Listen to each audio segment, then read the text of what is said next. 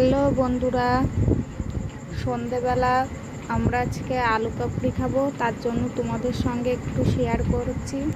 তো প্রথমে নিয়ে নিয়েছি আমি আলু, তারপর দিয়ে দেবো ছোলা, এবার দেবো শসা কুচি, এবার দেবো টমেটো কুচি, এবার দেবো পেঁয়াজ কুচি, লঙ্কা কুচি, ধনে কুচি, ধনে পাতা, স্বাদ মতো লবণ।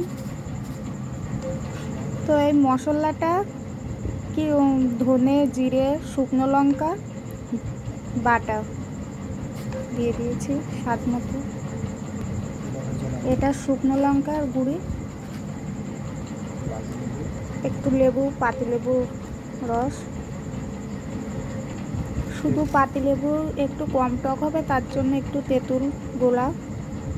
তো সবগুলো মশলা, তো সব কুচানো সবজিগুলো দেওয়া হয়ে গেছে, এবার এগুলো মাখিয়ে নেবো। এই সবজি মানে হাত দিয়ে মানে ই করবো, আমার হাতটা যাইতে উঠবে নাহলে কবে নেই কার হাত দিয়ে করছে।